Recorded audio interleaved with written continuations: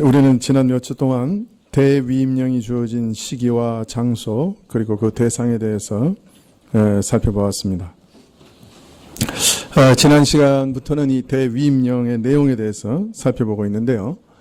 먼저 모든 족속으로 제자를 삼으라 하신 말씀의 뜻을 살펴보되 구약의 말씀의 배경을 살펴보았습니다. 하나님께서는 마치 구약 이스라엘만 택하시고 저들만 사랑하신 것처럼 구약을 읽으면 오해하기 쉽습니다. 그러나 사실은 구약을 자세히 읽어보면 아브라함을 택하실 때부터 처음 구약 이스라엘을 택하실 때부터 세계 모든 민족들을 그 이스라엘을 통해 복을 주시려고 하는 계획이 있으셨던 것이죠. 그래서 이제 이스라엘을 그 약속대로 애굽에서 불러내시고 시내산에서 저들을 한 나라로 부르시며 언약을 맺으실 때 하나님은 그 자신의 복을 세계 모든 민족들에게 전하는 제사장 나라가 되라고 저들에게 명령하셨던 것입니다.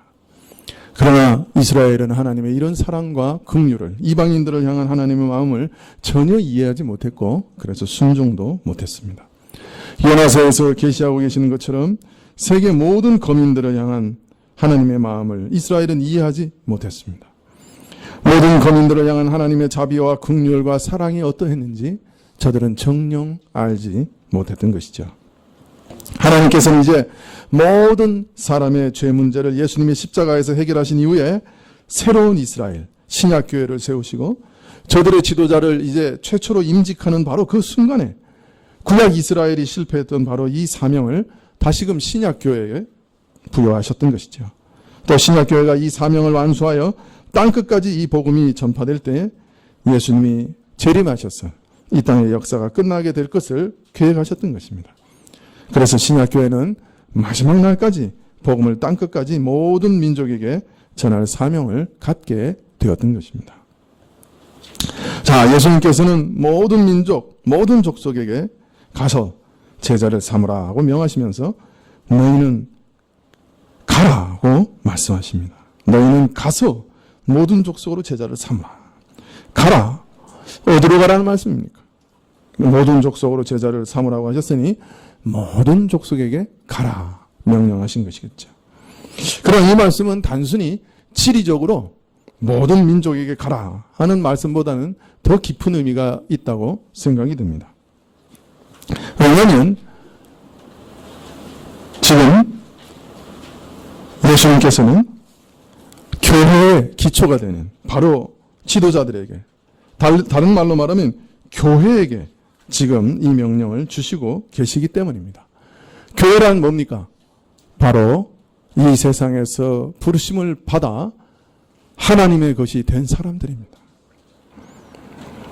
그러므로 이 말씀은 단순히 지리적으로 모든 민족에게 가라고 하시는 것보다 더 큰 의미가 내포되어 있는 것입니다.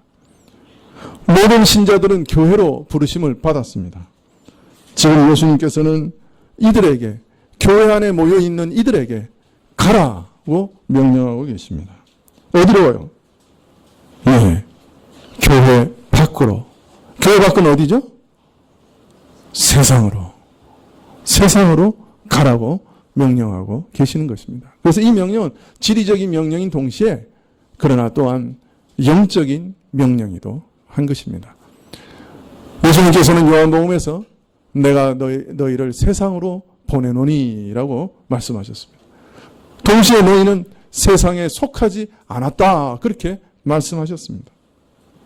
지금 예수님께서 가라고 말씀하실 때는 지리적으로도 모든 민족에게 가라는 말씀이지만 교회의 불림을 받고 교회 안에 있는 모든 교인들에게 또 말씀하시기를 너희는 세상 속으로 들어가라고 명령하고 계시는 것입니다.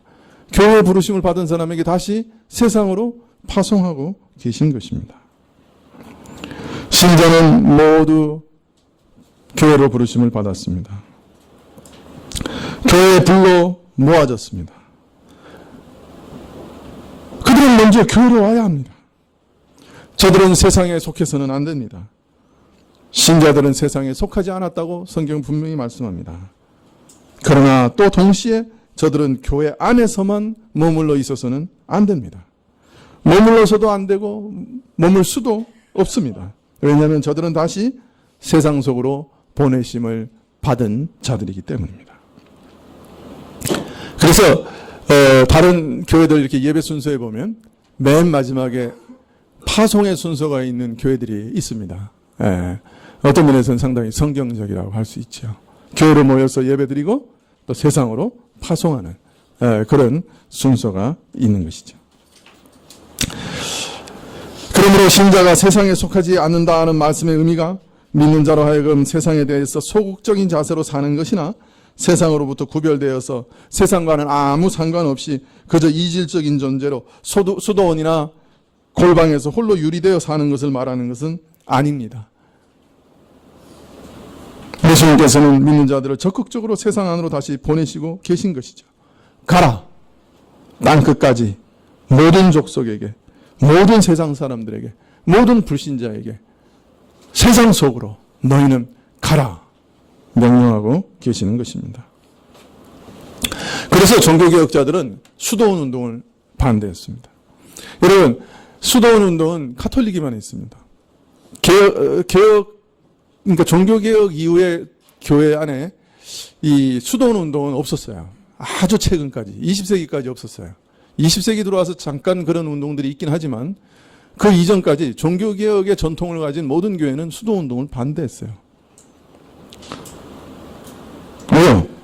신자는 세상에 속하지 않는 자로, 교회에 속한 자로 살지만 그러나 또한 세상에 파송되어서 세상 안에서 세상 사람들과 더불어 세속 가운데 살아가라고 명령을 받은 자들이기 때문에.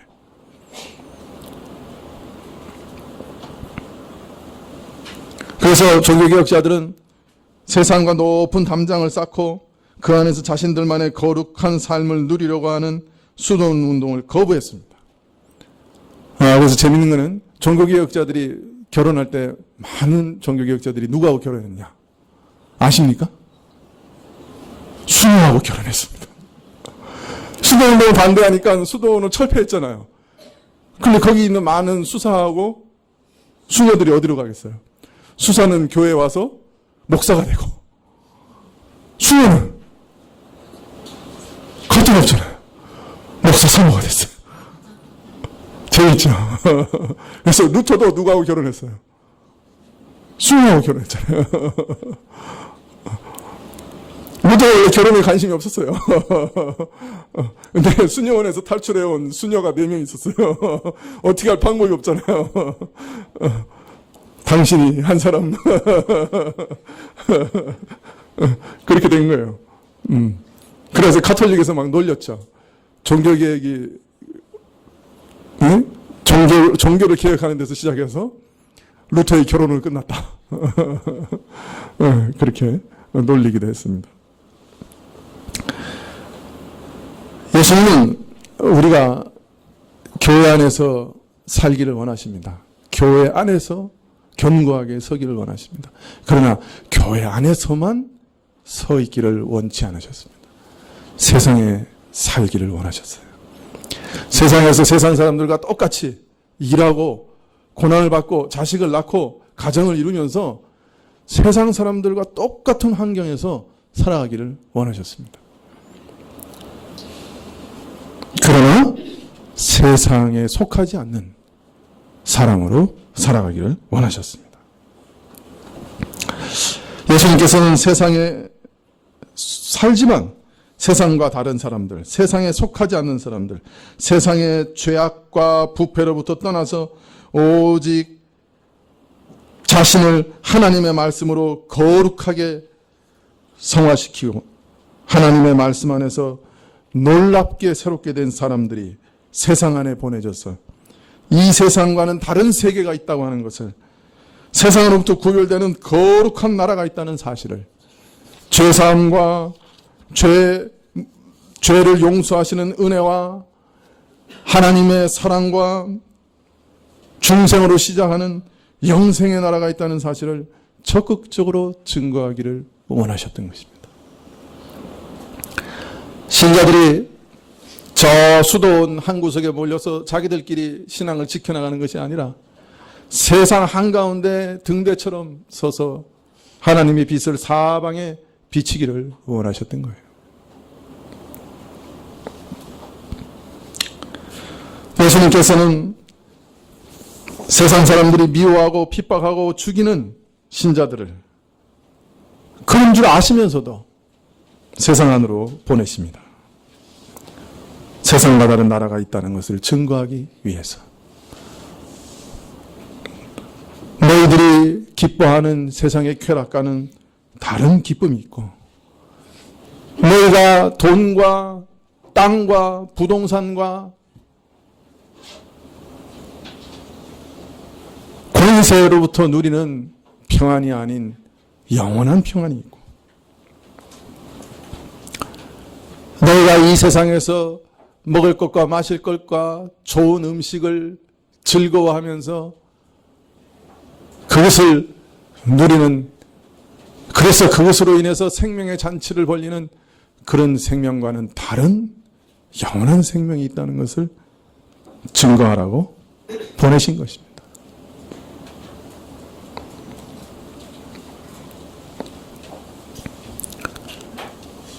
예수님의 제자들은 이 흑암 세력, 악한 영들의 세력에 의해서, 유혹에 의해서 마구 이끌려 다니는 세상 사람들의 그 큰 혼동 속에서 우뚝 서서 여기 길이 있고, 여기 진리가 있고, 여기 선이 있고, 여기 영원한 생명의 길이 있다 하는 것을 보여주는 나라로 굳게 서 있기를 원하셨습니다. 하나님의 말씀이 통치하는 나라가 여기 있다.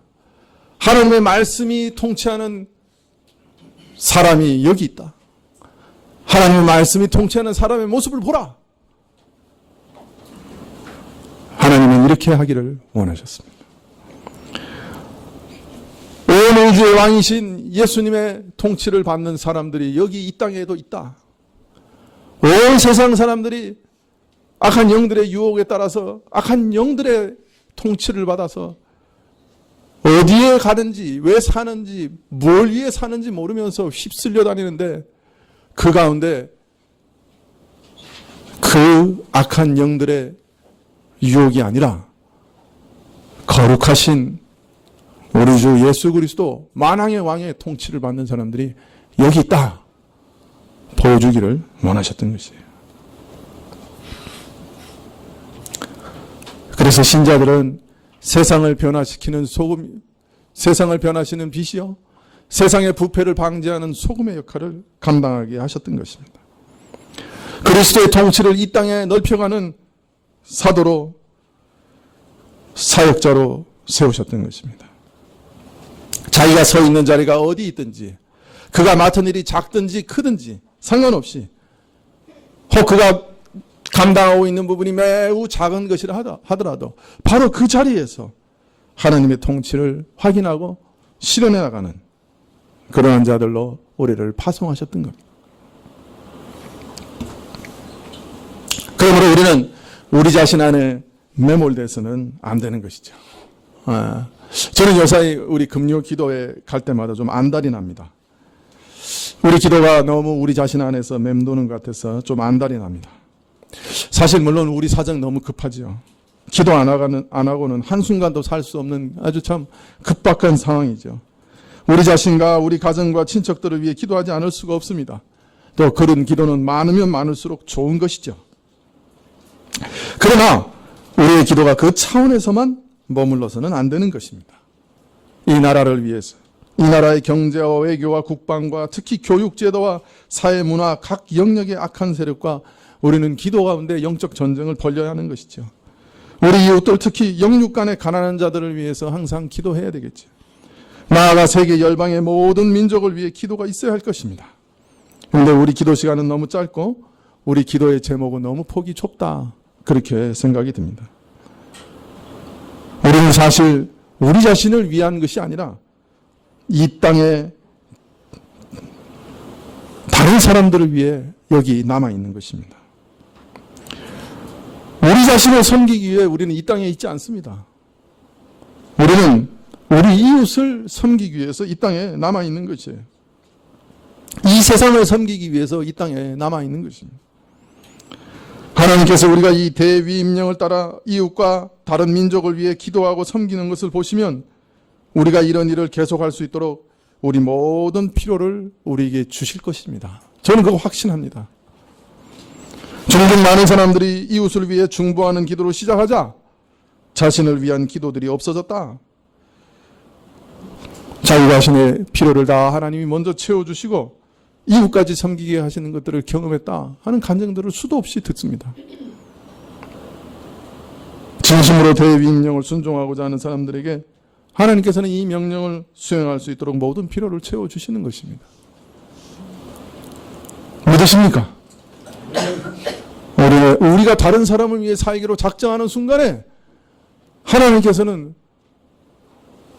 그 다른 사람을 섬길 수 있도록 우리 필요는 다 채워주시는 거예요. 그러나 지지난 시간에 말씀드렸지만 내 필요를 채우기 위하여 다른 사람을 섬기는 어리석음을 범하면 안 되겠지요.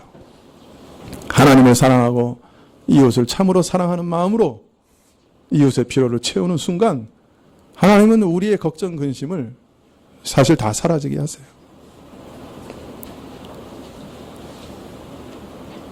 저는 매우 가까운 곳에서 그러한 일들을 목격하면서 살았어요. 다른 사람을 섬기는 삶, 하나님께서 얼마나 그에게 복을 주시는지. 저는 그래서 요즘 금요기도 가면 좀 갈증이 있습니다. 좀 더 깊이 기도할 수 없을까? 우리의 기도가 좀 더 넓어지고 이웃과 다른 민족을 위해 기도할 수는 없을까? 우리 문제에 매몰되지 않고 우리 시야를 좀 더 넓힐 수는 없을까? 기도 시간을 좀 더 길게 할 수는 없을까? 새벽 기도로 못 모이면 저녁 기도 시간이라도 다시 시작해야 되는가? 금요 기도회를 온 밤을 세워야 되는가? 지금 사실 고민이 많습니다. 지금 기도해야 될 때라고 하는 급박함은 느끼는데 어떻게 해야 될지 모르겠습니다. 우리 모두는 절대적인 안정함 가운데 성령의 보증하신 가운데 영생을 얻고 누리도록 구원을 받았습니다. 그러나 이 구원은 구원받은 우리만 즐기도록 하기 위해 주어진 것이 아닙니다. 이 구원은 또한 다른 사람들을 구원시키는 도구가 되도록 우리를 만드시는 일이기도 합니다. 하나님께서는 구원받은 사람들을 통해서 또 다른 사람들을 구원하십니다. 성령께서는 복음 전도자의 말을 통해 다른 사람들을 구원하십니다. 또한 복음 전도자의 행실을 통해서 저들의 흥미를 유발하고 복음 그 자체가 얼마나 신실하고 정직한 것인지 올바른 것인지 증거하십니다. 그런데 여기 복음 전도의 깊은 비밀이 있습니다. 그것은 우리가 거룩하게 되는 것이 참된 복음 전도에 절대적으로 필요한 일이라는 것입니다. 예수님께서 제자를 삼으라고 하실 때 그 제자를 삼는 방식으로 이렇게 얘기하십니다. 내가 너희에게 분부한 모든 것을 가르쳐 지키게 하라. 오늘 대위임령에서 이렇게 말씀하신 이유는 예수님의 거룩한 명령, 그 거룩한 말씀을 빠짐없이 전해서 순종하게 하라고 말씀하신 이유는 삶의 모든 영역에서 우리 마음의 무의식에서부터 의식, 우리의 삶의 모든 영역, 거기에 예수님의 말씀의 거룩한 통치가 이루어지게 하라는 말씀입니다. 남김없이 내 말을 다 전해라. 그 안에는 국가에 대한 신자의 태도도 들어있습니다. 그 안에는 아내와 남편에 대한 신자의 태도가 들어있습니다. 거기는 자녀들을 향한 신자의 태도가 들어있습니다. 부모에 대한 신자의 태도가 들어있습니다. 친척에 대한 신자의 태도가 있습니다. 사회 각 분야에 대한 태도가 있습니다. 회사에 다니는 사람이 아랫사람에 대한 태도가 거기 기록되어 있습니다. 회사 부하 직원이 상사를 향하는 태도가 거기 기록되어 있습니다. 직장 생활의 방편을 거기 얘기하고 있습니다. 우리 말의 방식을 가르쳐주고 있습니다. 심지어 우리의 생각의 방식도 가르쳐주고 있습니다.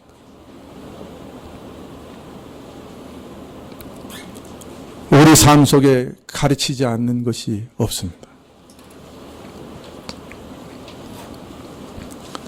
삶의 모든 영역에서 예수님의 거룩한 통치를 깨닫고 순종해서 이 세상 사람들은 상상할 수도 없는 거룩한 삶을 살게 하라. 이것이 예수님의 명령인 것이에요. 오늘 대위임령에 말씀하신 내용인 것입니다.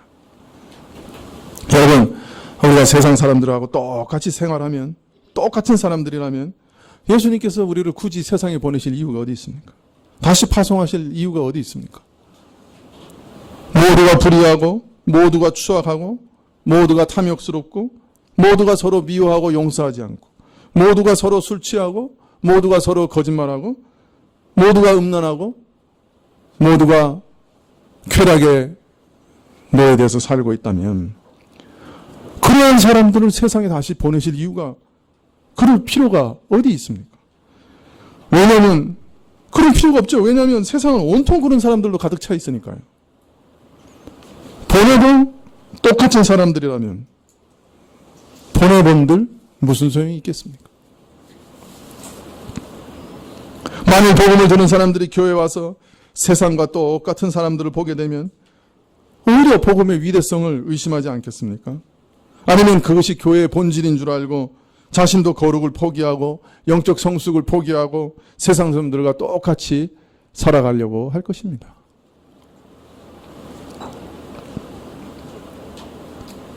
복음 전도의 방식은 두 가지입니다. 우리가 너무나 잘 아는 것처럼 말로 복음을 증거해야 합니다.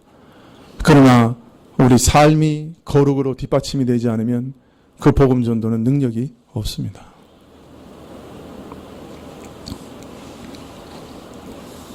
우리는 지금 복음 전도의 문이 닫히고 있는 민족교회를 바라보며 어찌할 바를 모르고 망연자실하고 있습니다.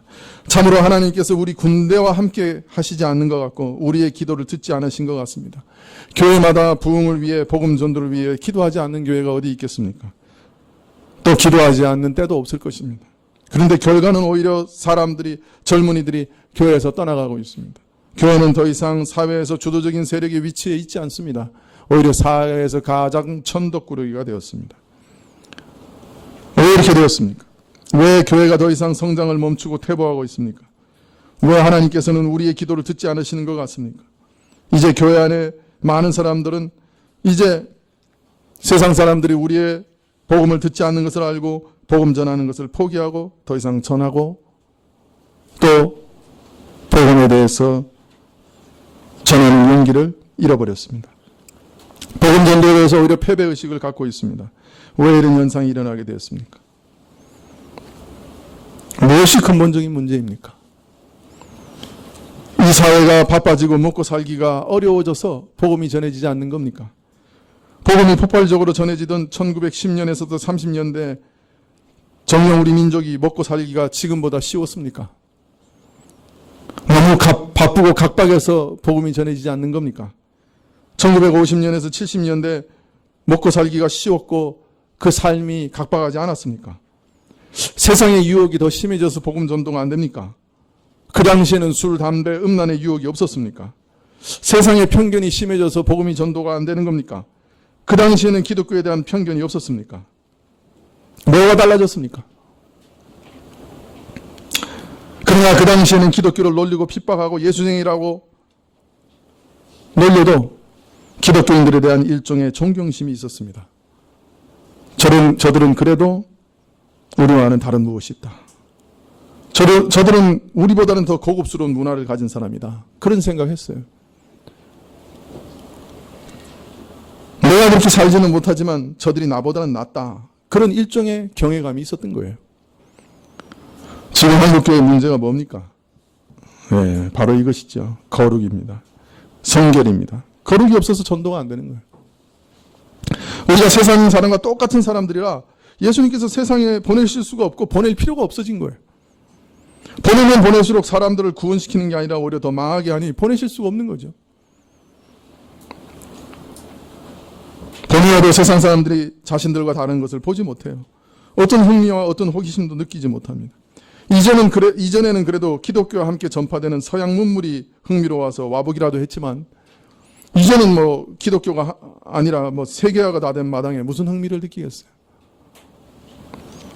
또 이제 세상도 교회가 자신과 똑같다는 것을 너무나 잘 알고 있기 때문에 더 이상 달콤한 말을 해도 속지 않는 거예요.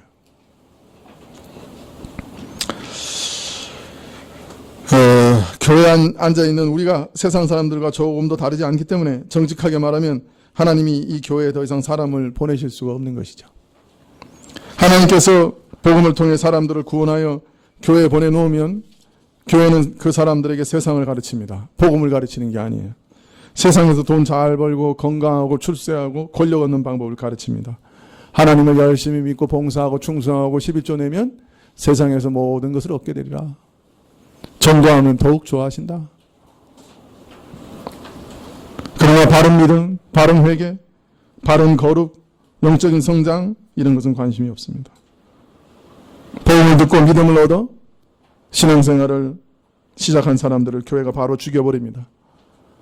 잘못된 목표를 주어서 죽여버리고 일 가운데 탈진해서 죽여버리고 시기심과 다툼, 이기적인 사나움 가운데서 다 죽여버립니다.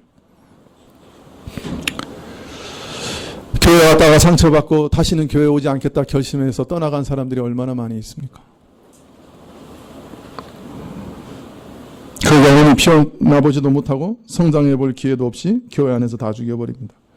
이 한국교회가 영혼을 구원하는 방주가 아니라 영혼을 죽이는 도살장으로 되어버린 것이 어제 오늘의 일이 아닙니다.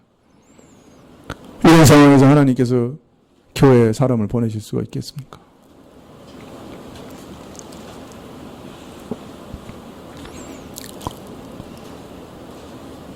사람들이 교회에 많이 몰려갑니다.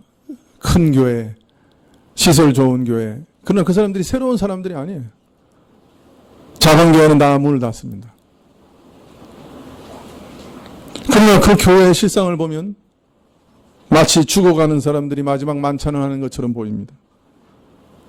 사람들의 종교성을 만족시켜주고 서로를 위로하고 여러분은 하나님 앞에서 잘하고 있다. 하나님 없이 서로를 칭찬하며 축제를 벌이는 것처럼 보입니다. 마치 이스라엘이 금송아지를 하나님이라고 하며 먹고 마시고 뛰놀았던 것처럼 하나님이 아닌 것을 하나님으로 오해하게 하고 참되신 하나님을 떠나 자기를 만족시키는, 자기를 신으로 섬기는 우상을 섬기게 만듭니다. 서로 칭찬하고 서로에게 자랑하고 서로 가진 것을 뽐내고 말은 예수님을 믿으라고 하는데 사실은 부귀와 영화와 권세를 믿으라고 부추깁니다.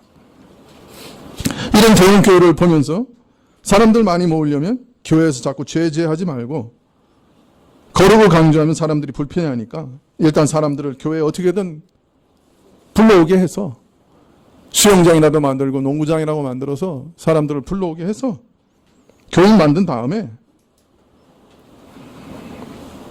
그 다음에 복음이라도 전하고 그 다음에 신자를 만들자. 뭐 그렇다는 얘기입니다. 그러나 죄와 거룩에 대해서 모르는데 어떻게 진정한 신자가 될 수 있겠습니까? 예수님이 죄인을 위해 죽으셨는데 어떻게 죄인이 아닌 사람이 예수님을 만날 수 있겠습니까? 종교 행위가 가득한데 참된 은혜는 없는 열정과 감정만 많은 남은 어떤 면에서 자기를 숭배하는 바알 숭배와 다르지 않습니다.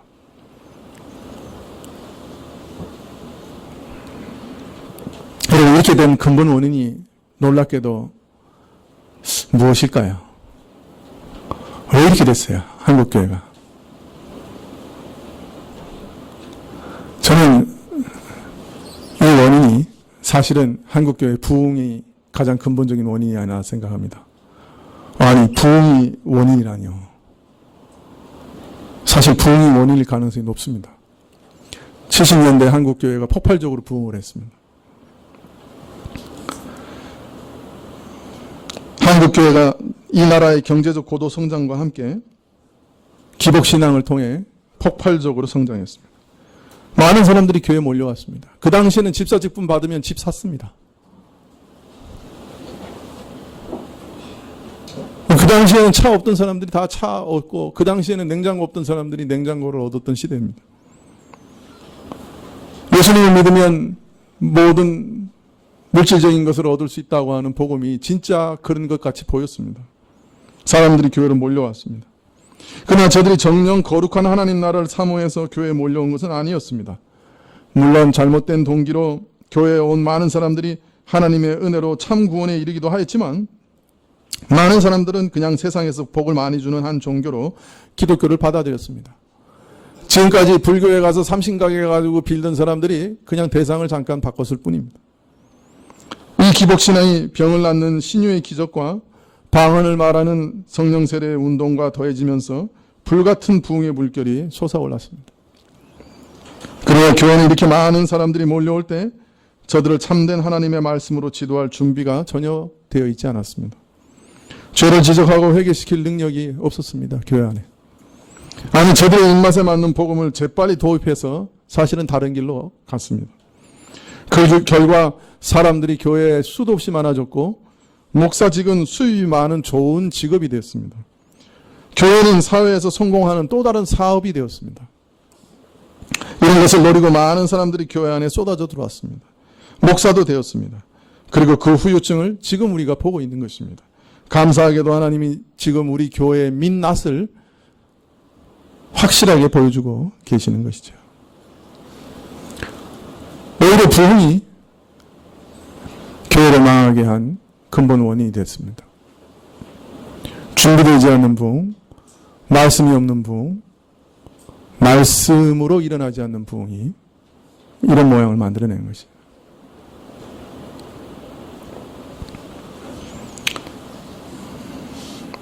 자, 그럼 어떻게 하면 다시 온전한 교회를 회복하고 교회가 이 나라와 모든 민족에게 이 복음을 전하는 거룩한 사명을 다시 회복할 수 있을까요? 내가 너희에게 분부한 모든 것을 가르쳐 지키게 하라. 이 방법밖에 없어요.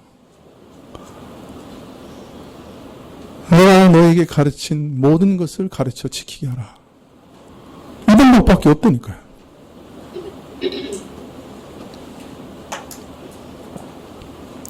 우리는 근본적으로 세상에서 물러날 수 없습니다. 세상이 우리를 아무리 핍박하고 세상이 아무리 우리를 조소하고 우리 교회 안에 능력이 아무리 없어져도 우리끼리 모여가지고 수도원 만들 수 없어요. 똘똘 뭉쳐가지고 담 쌓고 그 안에서 우리끼리 경건생활을 할 수 없다고요. 그건 하나님의 원리가 아니에요. 우리는 세상에서 살아야 돼요.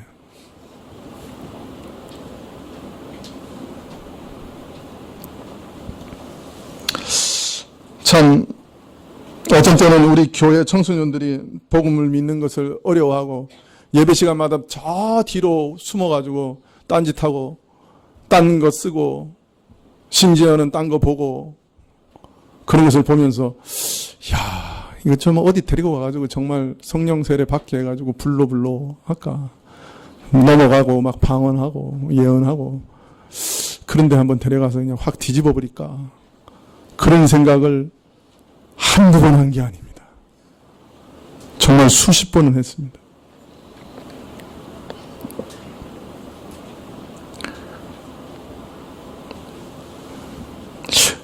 만약 그렇게 하면 분명히 하나님은 살아계시다는 것은 깨닫게 될 거예요. 그죠?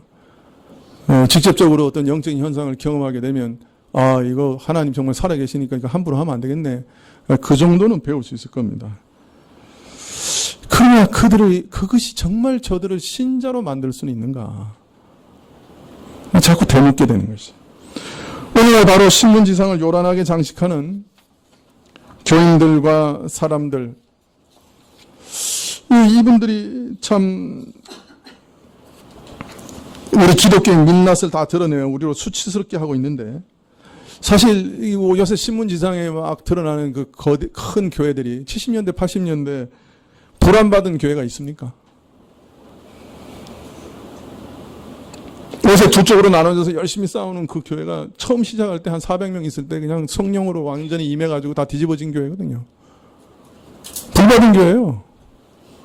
정의교인데. 순복음 교회야 처음부터 여기서 시작한 불로로 시작한 교회고. 오늘날 기독교뿐만 아니라 사회에서 지탄을 받는 기독교 지도자들 중에 청년 시절에 이런 경험 안 해본 사람이 어디 있습니까? 다 불로 다 받은 사람들이죠. 근데 그들이 만들어낸 열매가 20년, 30년 후에 어떻게 나타나고 있습니까? 아주 처참한 모습으로 나타나고 있잖아요. 저들이 정말 신자인가? 갸우뚱하게 만들고 있잖아요. 분노가 신자만 만들어낼 수 있으면 그냥 오늘 밤이라도 끌고 올라가서 하고 싶어요. 그런데 성경에 뭐라고 말씀하시냐면 사람의 마음을 열어 말씀을 깨닫게 하지 않으시면 죽은 사람이 바로 옆에서 부활하는 걸 보고도 못 믿나요? 부활을. 다른 방법이 없어요. 성령께서 사람의 마음을 열어 이 말씀을 깨닫게 해주셔서 그 방식으로 믿음을 주시는 방법밖에는 믿을 길이 없는 거예요. 천지를 창조하신 하나님 어디서 발견하는 거예요? 세상을 아무리 바라봐도 거기서 발견할 수가 없어요. 천지를 하나님이 창조하셨다고 하는 것을 말씀하시는 이 말씀이 열려 깨달아야만 믿어지는 거예요. 성경이 하나님의 말씀이다. 그걸 어떻게 믿게 되는 거예요? 성경 말씀이 열려서 거기서 하나님의 말씀이 들리니까 이거 하나님 말씀이네. 그건 믿어지는 거예요. 내가 죽더라도 내 시체가 다시 부활하게 될 것이다. 그걸 어떻게 믿는 거예요? 성경 말씀이 열려서 깨달아지고 그래서 믿음이 주어져서 믿어지는 거예요. 다른 방식으로는 믿을 길이 없는 거예요. 물론 기적은 조금은 도움이 돼요. 그러나 그 기적만 추구하다가 잘못되는 사람을 더 많이 봤어요. 거기서 기적 속에서 복음을 발견하고 참된 믿음을 받는 사람의 비율이 10분의 1이라고 나는 생각해요. 성경에 10문둥병자가 기적을 체험해요. 그 중에 한 명만 예수 그리스도를 바로 발견했어요. 9명은 다른 길로 갈 수 있는 위험이 있는 거예요. 참 그러다 그래서 고민하고 있어요. 한번 불로 할까?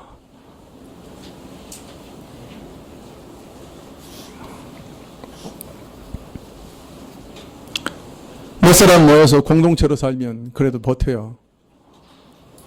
제가 고민했던 게 그거예요. 제가 있었던 선교단체가 원래 공동체거든요. 먹고 사는 것까지 다 서로 공유해서 사는 공동체예요. 그 안에 있으면 천국이죠.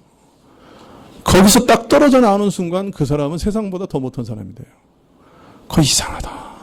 뭐가 잘못된 건가?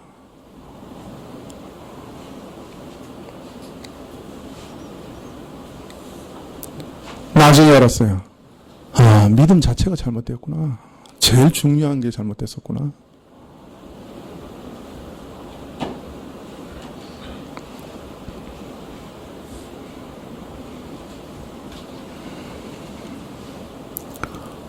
교회 안에 있을 때는 참 좋은데 교회 바깥에만 나가면 세상에 나가면 판판이 깨지. 세상에 발도 못 묻지.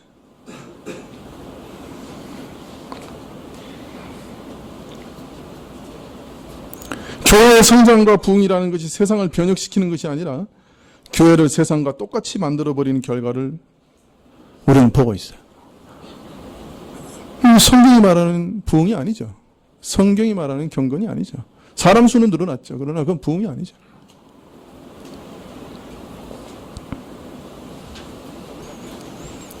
세상에서 빛과 소금의 역할을 하는 것이 아니라 세상에서 가장 악하고 세상 사람들 중에도 가장 탐욕스러운 사람을 교회가 만들어버렸어요. 이제는 하나님을 이용해서라도 자신의 탐욕을 만족시키는 것을 정당화하는 그런 교회를 만들어냈어요. 이것이 기복신앙과 은사운동이 결합한 결과입니다. 이것이 우리가 지금 30-40년째 보고 있는 한국교회의 민낯입니다.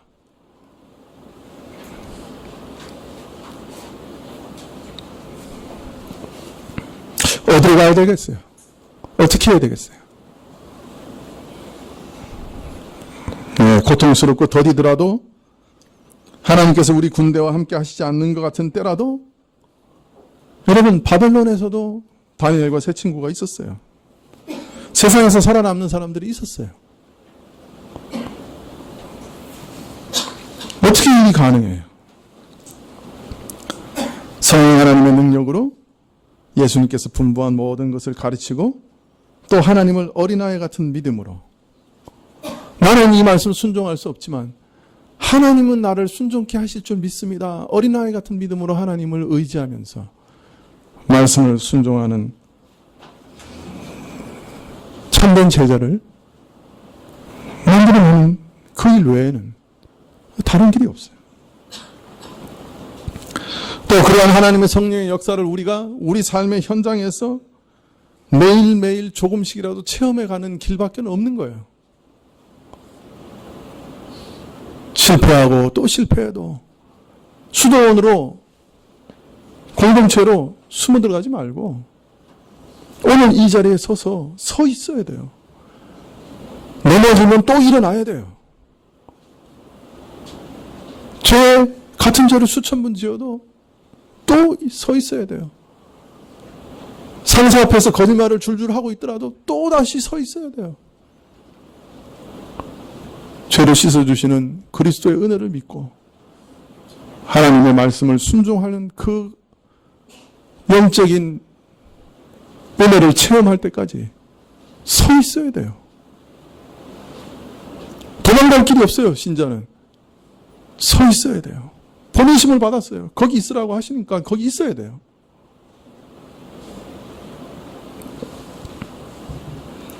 지름길이 없어요. 우리 대회 안 되면 다음 때라도 이런 이 교회 중심적인 일이 되도록 하나님의 말씀을 모두 낱낱이 가르쳐서 성령의 은혜로 순종케 하는 이 일을 해야 돼요.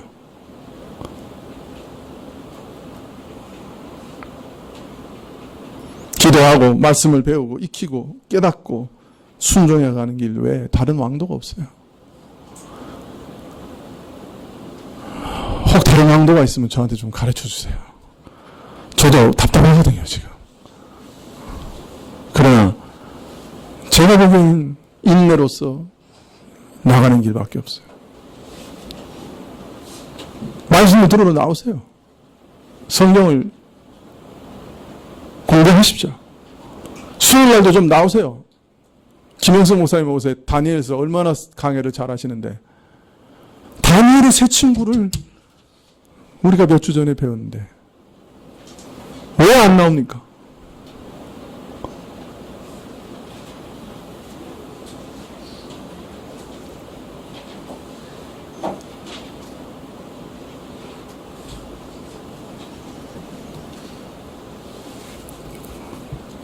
마음을 들여 기도하십시다. 우리 마음을 열어 말씀을 깨닫게 하시는 은혜를 우리에게 주시도록. 그것 외에 우리의 소망이 없어요. 우리 자녀들에게도 마음을 열어 하나님께서 친히 이 기록된 말씀을 해석해 주시고 깨닫게 해주시는 그 은혜가 뭔지 알게 해주시도록 기도하십시다. 밤을 새서라도 기도하실 때요. 기도하시겠습니다.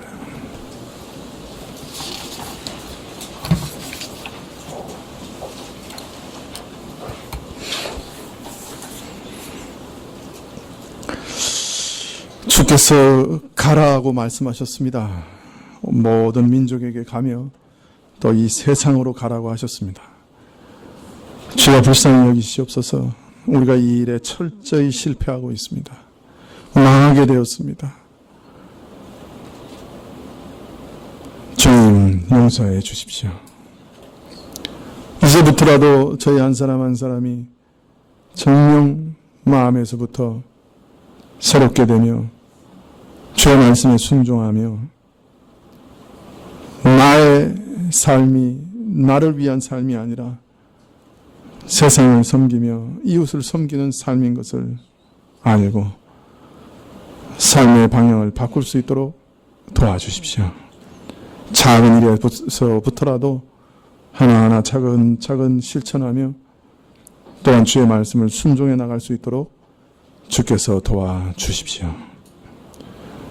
저희에게 거룩한 성령의 은혜를 허락하시사 하나님의 말씀을 깨닫는다고 하는 것이 뭔지 알게 해주시고 깨달음으로 인해 주어지는 믿음이 뭔지를 알게 해주십시오. 우리가 그 믿음으로 세상을 이긴 줄 아오니 세상을 이기는 믿음을 우리에게 허락하여 주십시오. 이 나라의 비천한 상황을 주께서 아시지 않습니까? 이 나라의 교회가 망하면 이 민족도 망할 것인데 주님, 이 나라의 교회가 망하게 되었습니다. 이 민족까지 망하게 될까 심히 두렵습니다. 주님, 바벨론으로 끌려가도 구루터기는 남기시는 주님이시오니 이 교회 믿음의 구루터기를 남겨주시기를 간절히 기도드립니다. 다시금 말씀을 청념하며 참 예수 그리스도의 말씀 앞에 떨며 그 말씀을 남김없이 전하는 그러한 교회들이 이 민족교회 가운데 견고하게 세워져 가게 해주시기를 간절히 기도드립니다. 주님, 세상을 쫓아가든 말로만 세상을 쫓아가지 말라고 하는 것이 아니라 본질에까지 세상을 쫓아가지 않는 교회가 세워질 수 있도록 주여 우리를 축복하여 주시옵소서. 예수님의 이름으로 기도합나이다.